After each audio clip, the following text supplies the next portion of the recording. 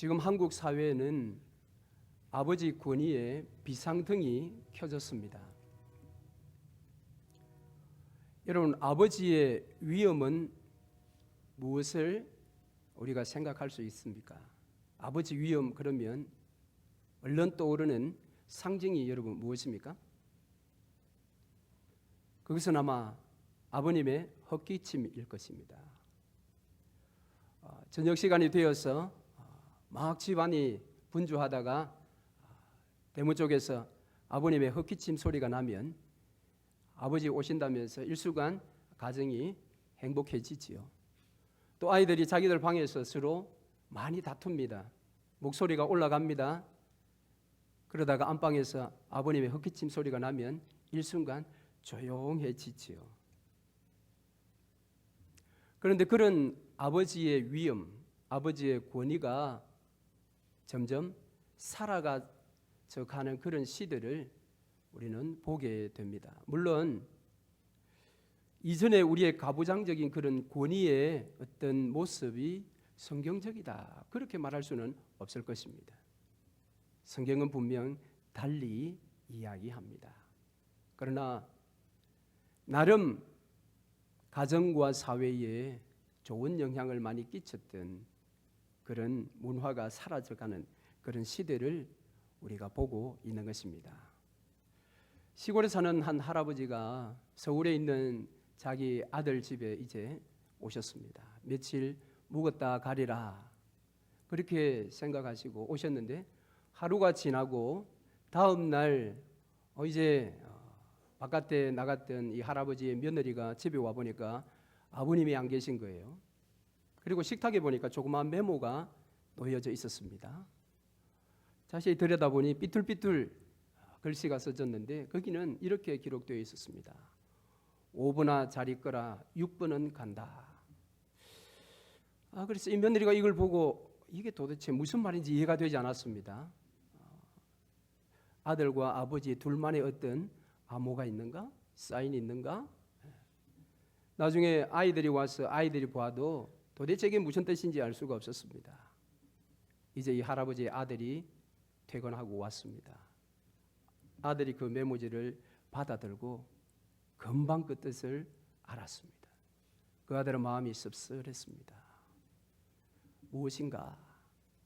이 할아버지가 와서 며칠 묵었다가 가리라 생각하고 올라와서 하루를 지내보니까 집에 이 순서가 있더라는 겁니다.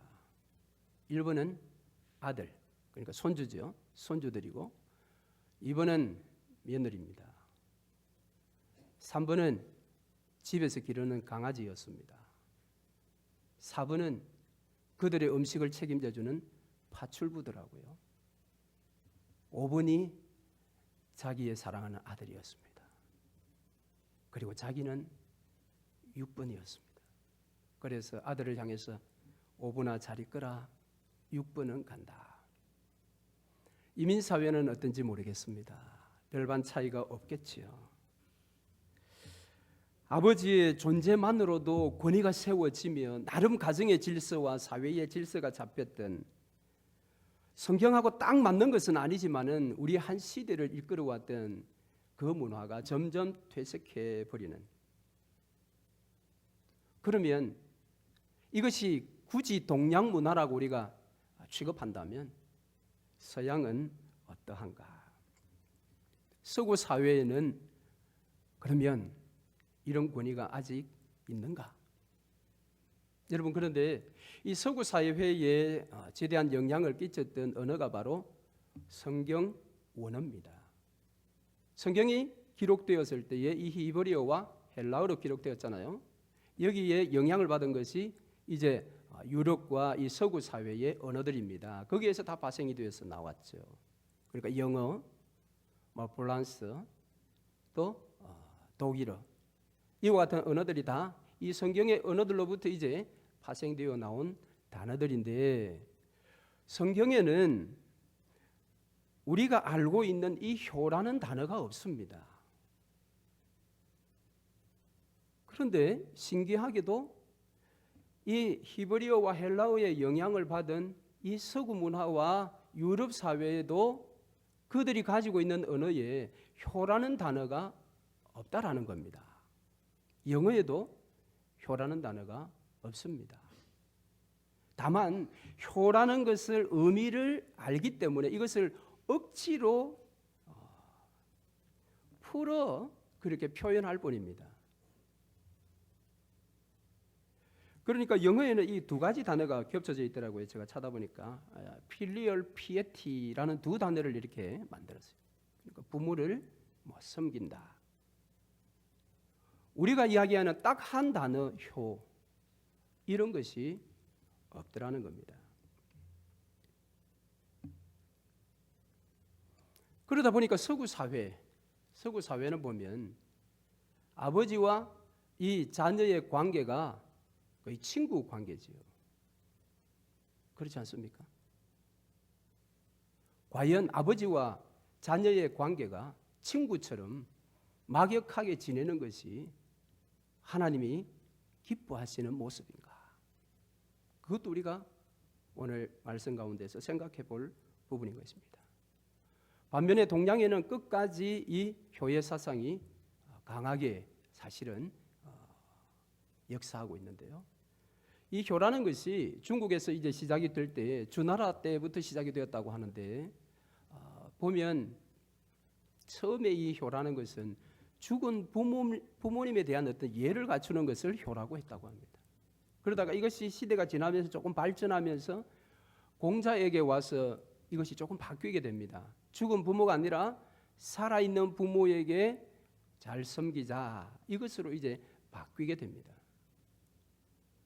그래서 논어에 보면 이 효를 사람이 마땅히 행해야 할 그 덕목 인의 하부 단위로 이렇게 편성을 해 두고 있습니다. 그런데 거기에서 또 이 효가 더 발전하게 됩니다. 그러다가 중국의 이 효경이라는 책에 보면 이 효를 어떻게 설명하고 있는가 하면 이 충을 전제하기 위한 하나의 우선적인 단계로 소개하고 있습니다. 그러니까 나라에서 충성을 하려면 먼저 효가 전제되어야 한다. 그렇게 가르치기 시작했습니다. 이것을 놓고 학자들은 이 효경이 말하는 바는 이 효 자체를 이데올로기로 만들었다. 무엇인가 하면 위정자가 밑에 부하들을 다스리기 위해서는 절대적인 충성을 받아야 되지 않겠어요? 그러니까 그 충성을 가정에서 연습시키는 것입니다. 부모에게 머리 숙이는 연습이 된 사람만이 정치에 나와서 최고 왕에게 순종하면서 일을 할 수 있도록 만들기 위해서 이 효 자체를 이데올로기로 만들어버렸다. 그렇게 학자들이 평하는 것을 보았습니다. 자, 그렇다면 이와 같은 이데올로기의 효의 영향을 받다 보니까 우리 한국 사회도 가부장적인 사회 분위기가 형성되었죠. 그래서 무조건 권위에는 순종해야 된다. 교회도 사실 여기에서 예외가 아니었습니다. 자, 그렇다면 이 효라는 것이 과연 유교에서 말하는 덕목으로 끝나는가? 그럼 성경은 여기에 대해서 그러면 아무 소리가 없는가? 성경은 도대체 이 효에 대해서 그러면 어떤 입장인가? 여러분, 성경에서 효라는 단어 자체는 없지만 성경 안에는 우리가 읽은 본문 가운데서 여전히 자녀가 부모에게 해야 할 그런 도리를 우리에게 분명하게 말하고 있습니다. 그래서 오늘 이 말씀을 본문의 말씀을 통해서 그러면 유교가 이야기하는 이 효와 기독교에서 말하는 성경이 말하는 이 효의 도대체 차이가 무엇인가? 그것을 함께 생각해 보려고 합니다. 자, 오늘 본문은 우리가 두 곳을 읽었습니다. 구약은 십계명 가운데 있는 5번째 계명을 읽었고 신약은 사도 바울이 그 계명을 더 심화시켜서 표현한 그런 말씀을 우리가 읽었습니다. 자, 십계명의 5계명은 내 부모를 공경하라 그렇게 말했는데 사도 바울은 오늘 본문에서 거기에 하나 더 첨가했습니다. 그것은 부모의 말씀에 순종하라. 순종이라는 것을 하나 더 넣었습니다. 그것이 약간 차이점이 있죠. 자, 그런데 우리가 이 십계명을 생각하면 십계명 두 돌판에 1계명부터 4계명, 5계명부터 10계명까지 5계명부터 10계명은 우리 사람 사이에 우리가 행해야 할 그런 계명이지요. 그 계명 가운데 제일 앞에 있는 계명이 5계명인데 5계명이 바로 부모 공경입니다. 자, 그러면 우리는 이런 생각을 해 볼 수 있습니다. 아니 그러면 이 5계명이 6계명보다 더 중요하다고 했는데 살인하지 않는 것, 그거보다 부모 공경이 더 귀하단 말이냐? 더 중요하단 말이냐? 간음하지 않는 것보다 부모 공경하는 게 더 중요하단 말이냐? 도적질하지 않는 그것보다 부모 공경을 하는 것이 더 중요하단 말이냐? 이런 생각을 해볼 수 있습니다. 성경은 분명하게 말하기를 더 중요하다고 이야기를 합니다. 그러나 이것을 더 중요한 것으로 보지 아니하고 달리 해석하는 자유주의 학자들이 있습니다. 그들은 이 5계명을 사회학적 측면에서 해석을 하고 있습니다.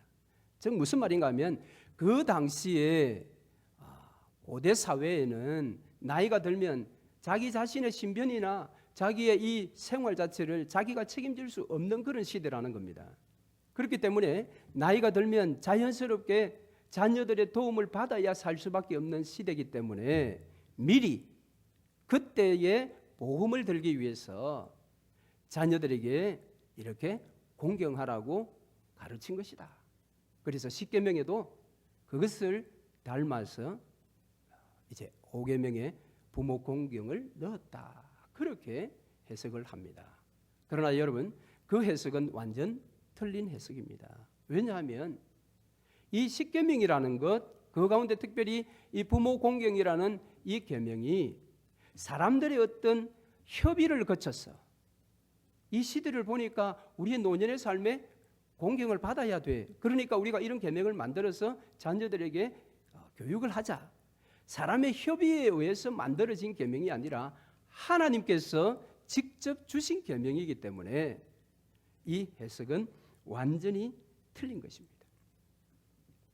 더구나 10가지 계명 가운데 유일하게 이 부모 공경 5계명에만 놀라운 약속이 주어져 있습니다.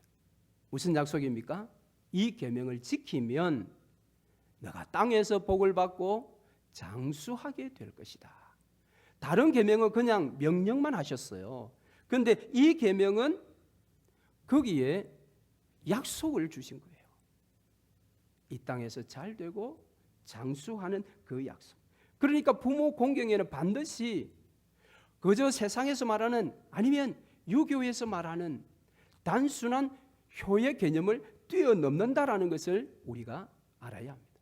자, 그러면 이것을 일단 기억하시고 오늘 하나님께서 부모에 대해서 무엇 하라고 하시는지 한번 생각해 보겠습니다. 자, 먼저는 부모를 공경하라 그랬습니다. 이 공경하라. 자, 이 공경하다라는 이 단어는 하나님을 경외하라라고 했을 때에 사용하는 단어와 똑같은 단어입니다. 그러니까 공경을 받을 지위에 있어서는 우리의 부모가 하나님과 같은 지위에 있는 것처럼 우리가 부모를 그렇게 공경하라고 그렇게 성경이 말하고 있습니다. 그래서 이 부분을 놓고 마틴 루터는 해석하기를 부모는 하나님의 대리자다 그랬습니다. 부모는 하나님의 대리자다. 자, 그래서 또 이 계명이 있는 레위기 19장 3절 말씀을 한번 보면 여러분 거기에 귀한 말씀이 있는데 한번 찾아보죠. 레위기 19장 3절입니다. 레위기서 19장 3절.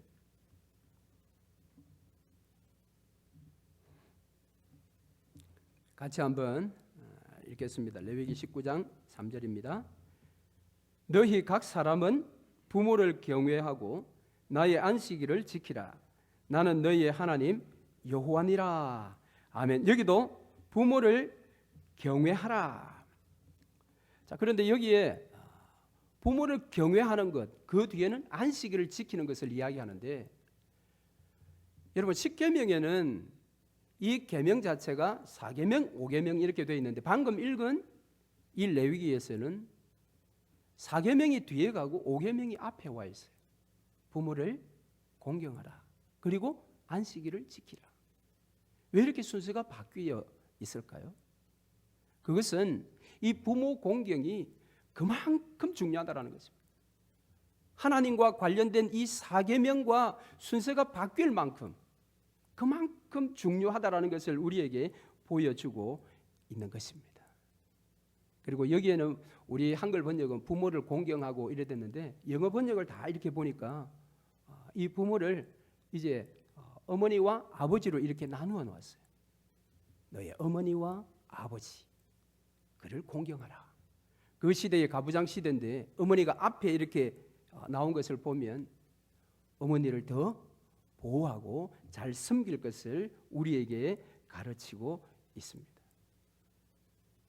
여러분, 이처럼 부모님은 하나님의 대리자입니다. 그러니까 우리 앞에 하나님의 권위를 가진 눈에 보이는 존재가 바로 부모님들인 것입니다. 이렇게 볼 때 이 성경의 철학과 성경의 세계관으로 시작한 이 서구 사회가 부모와 자식의 관계가 친한 친구처럼 아무런 격이 없이 같이 지내는 것이 과연 성경적인가? 그렇지 않다라는 것이죠.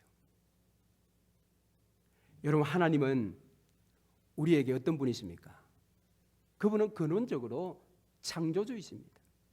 저와 여러분을 창조하셨고 이 세상을 창조하신 분이에요. 뿐만 아니라 그분은 독생하신 아들을 통해서 저와 여러분을 구원하신 구원주이십니다. 우리를 구원하신 구원주를 우리는 아버지라 그렇게 부릅니다. 하나님 아버지. 자, 그러므로 우리의 부모님은 바로 그 하나님의 이 땅의 눈에 보이는 대리자로서 우리에게 와 계십니다. 그래서 그분은 하나님이 당신의 백성을 구원하시고 당신의 백성을 먹이시고 이끌어 가시는 것처럼 우리의 부모님은 우리에게 육신의 생명을 주셨을 뿐만 아니라 당신이 먼저 받은 그 복음으로 우리의 영적인 생명을 낳아주신 분이요, 또 태어나서부터 지금까지 언제나 우리를 지키고 우리를 보호하고 우리의 필요한 것들을 마음껏 제공하는 그런 분이 바로 우리의 부모님이시죠. 그래서 누군가에게 자기에 있는 모든 것을 다 주어도 하나도 아까워하지 않는 존재가 있다면 그분이 바로 부모님이십니다. 우리의 부모는 자기 자녀들에게 자기의 가장 소중한 것을 다 주고도 하나도 아까워하지 않는 분이 우리의 부모님이신 것입니다. 그렇기 때문에 우리는 우리의 부모를 진심으로 공경해야 합니다. 하나님을 경외하듯이, 눈에 보이지 않는 하나님을 경외하듯이 우리 눈에 보이는 우리의 부모님을 향해서 우리가 진심으로 공경해야 하는 것입니다. 그래서 내 부모를 공경하라. 두 번째는 부모에게 순종하라 그랬습니다. 이 순종하라는 말씀을 사도 바울이 이제 첨가했으나 여러분, 부모의 말씀에 순종하는 것은 부모님을 경외하는 행동의 표시입니다. 내가 부모님을 공경합니다. 그랬다면 당연히 행동으로 나타나야 되는데 그것이 순종함입니다.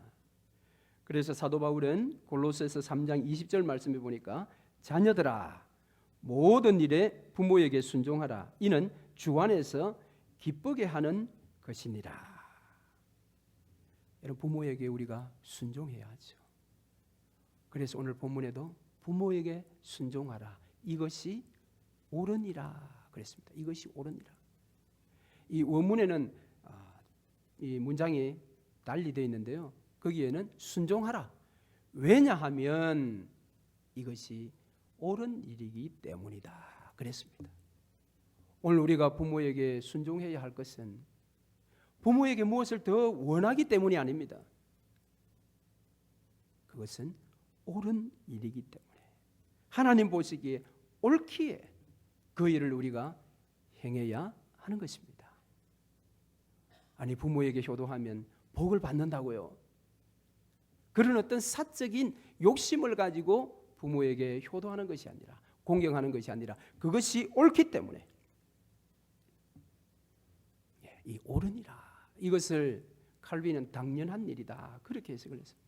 그것은 당연한 것입니다. 여러분 봄이 오면 꽃이 피죠. 그것은 당연한 것입니다. 봄이 오면 나무에 잎이 나고 나무에 열매가 맺히는 것 이것이 당연한 것입니다.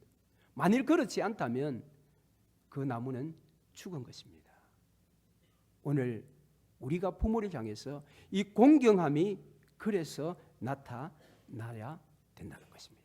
우리는 부모의 말씀에 순종해야 합니다. 그래서 공경하고 순종하면 하나님 우리에게 놀라운 복을 약속하셨어요. 그것이 이 땅에서 잘 되는 것 그리고 땅에서 장수하게 되는 것입니다. 사도 바울은 이 복을 놓고 이것은 하나님이 주신 첫 계명이라고 했습니다. 자, 첫 계명이라는 것이 무엇인가 하면 첫 번째가 있고 두 번째가 있고 이런 순서적인 의미가 아니라 이것은 유일한 계명이라는 것입니다. 첫 계명, 최고의 계명. 이것은 유일한 것이다. 그래서 부모 공경에서만 뒤에 복을 약속하고 있는 것입니다. 자, 그래서 하나님은 10가지 계명을 주셨지만 그 가운데 부모 공경이라는 이 5계명에서만 우리에게 어떤 인센티브를 주시면서까지 이 계명을 너희들이 지키라. 그렇게 지금 우리에게 말씀하고 있습니다. 여러분 그저 명령만 해도 되잖아요. 다른 9가지 명령처럼 그냥 이 계명을 지키라고 하고 끝내셔도 되는데 굳이 이 5계명에는 우리에게 이 놀라운 2가지의 복을 인센티브로 제공하시면서 약속하시면서 굳이 이 계명을 우리에게 주신 이유가 무엇인가? 그것은 우리 부모가 하나님께로부터 받은 사명이 너무 크기 때문에 그렇습니다. 여러분 그 사명이 무엇입니까? 그 사명은 하나님의 약속하신 언약의 후손을 우리 가정에 받아서 우리가 그 자녀를 하나님의 언약 백성답게 잘 양육하여 하나님의 나라가 자손 대대로 이 땅에 흘러가면서 이 땅에 하나님 나라가 확장되기를 하나님께서 우리 부모들에게 사명으로 주셨기 때문입니다. 여러분 그래서 오늘 우리가 읽은 에베소서 6장 4절 말씀을 한번 보십시다. 또 아비들아 너희 자녀를 노엽게 하지 말고 오직 주의 교훈과 훈계로 양육하라. 교훈과 훈계로 양육하라. 여러분 여기에서 우리의 부모에 대한 공경, 순종, 효를 다해야 할 이유가 바로 여기에 구별점이 있는 것입니다. 세상에서 말하는 윤리와 도덕이 이야기하는 것은 우리 육신을 이 땅에 태어나게 하셨으니 인간으로서는 당연한 도리가 효다. 그렇게 가르칩니다. 그것이 윤리 도덕이요. 그것이 사실은 유교에서 말하는 그런 효입니다.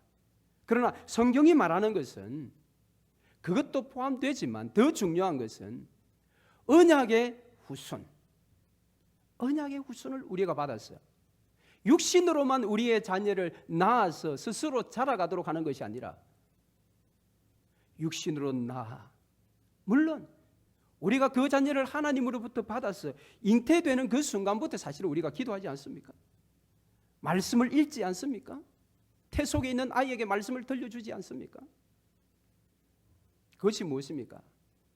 그것은 언약의 자손을 우리가 받아서 그 언약의 자손을 언약의 자손답게 내가 키워내는 것입니다.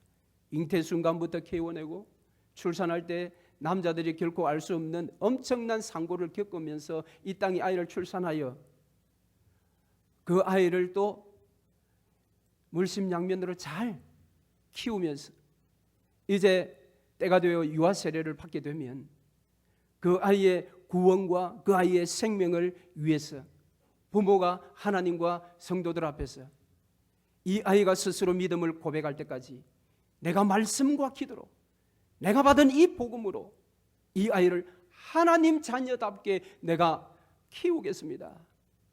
그것이 여러분 유아 세례의 부모의 서약인 것입니다.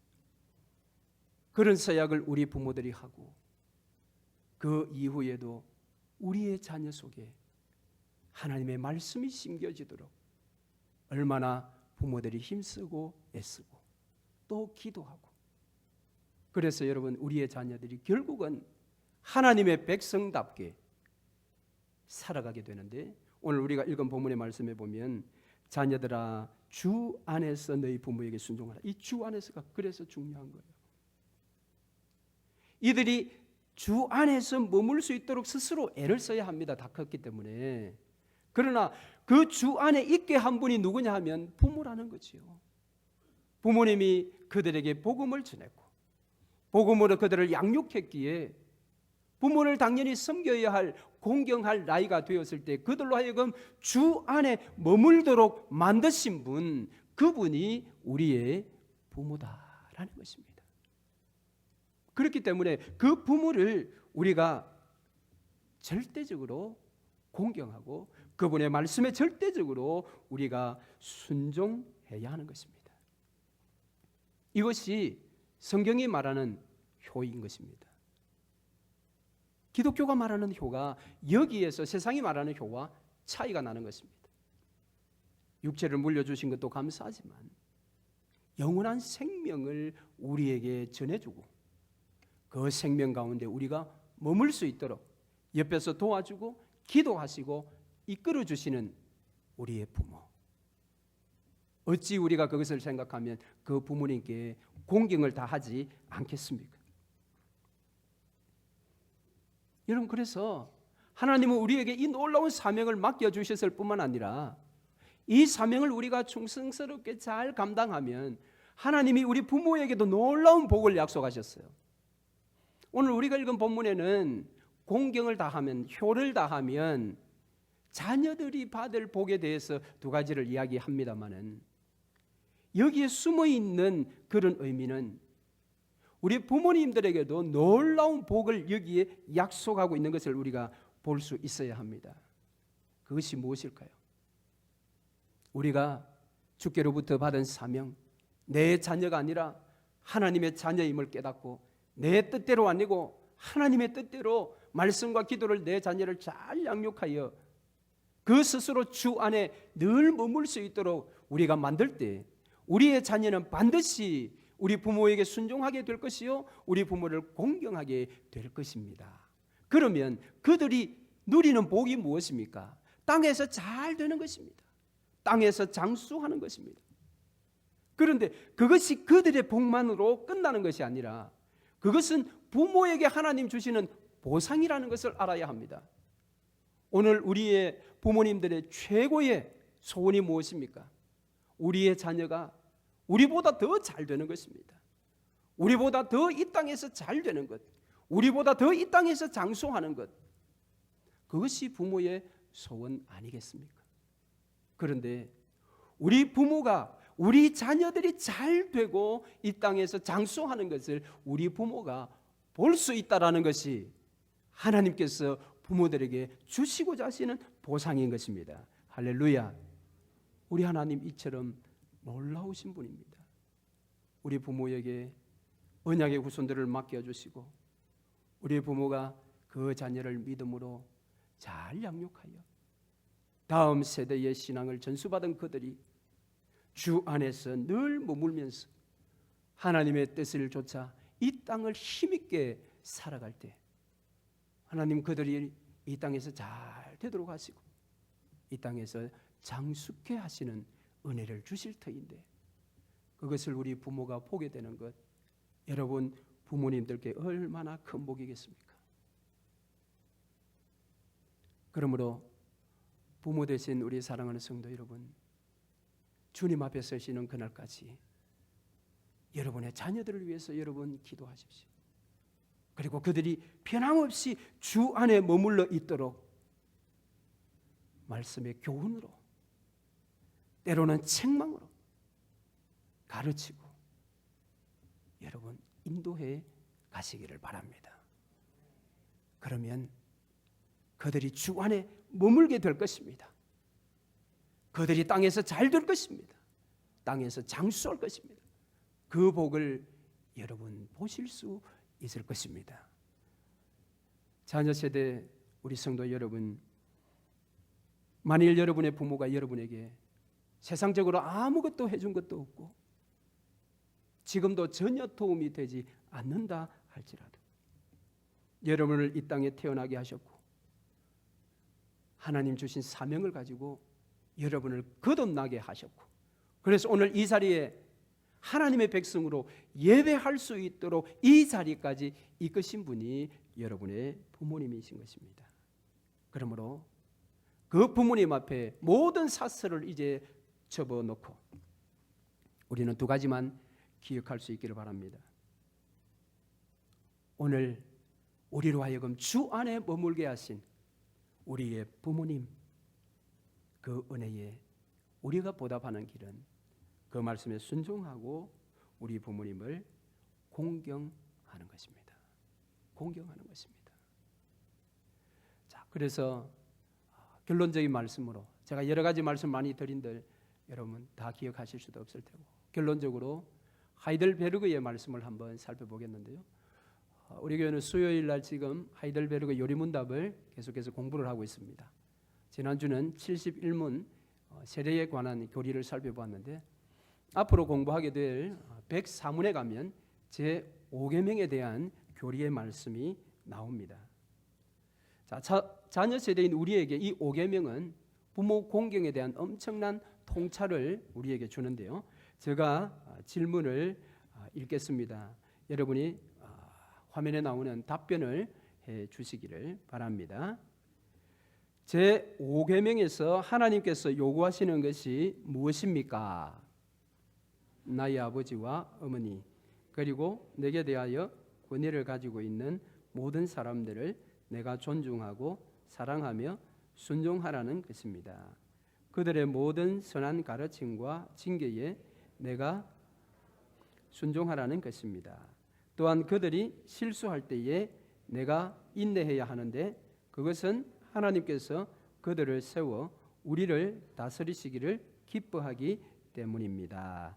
아멘. 제가 다시 한번 읽겠습니다. 나의 아버지와 어머니 그리고 내게 대하여 권위를 가지고 있는 모든 사람들을 내가 존중하고 사랑하며 순종하라는 것입니다. 그들의 모든 선한 가르침과 징계에 내가 마땅하게 순종하라는 것입니다.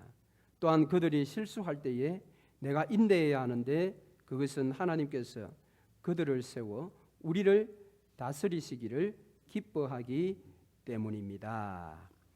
아멘. 이 고백문에 자녀 세대인 여러분에게 제가 하고 싶은 말이 다 들어 있습니다. 말씀을 맺겠습니다. 효도하면 복 받는다고요?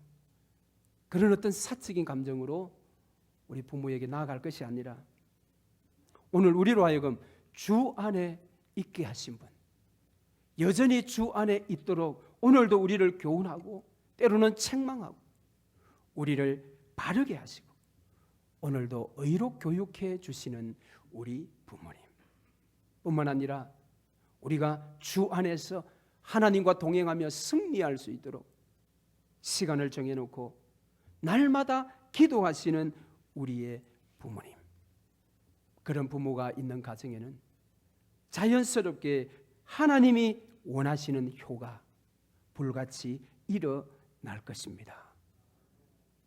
사랑하는 성도 여러분, 그러므로 기억하십시오. 오늘 우리가 효를 하기 위해서는 먼저 주 안에 머무는 것이 필요합니다. 우리의 자녀가 주 안에 머물 수 있도록 부모인 우리 모든 분들은 지금도 기도하시고 그들을 말씀으로 양육하시고 우리 자녀들은 그 말씀을 받아서 주 안에 늘 머물러 있을 때 기쁘게 순종하며 효도할 수 있을 것입니다. 그래서 우리 모두가 주 안에 머물러 하나님이 기뻐하시는 순종과 공경함을 통해 하나님이 약속하신 이 놀라운 복을 우리 모두가 누리며 서로 바라보는 복된 삶 되시기를 주의 이름으로 축원합니다. 아멘.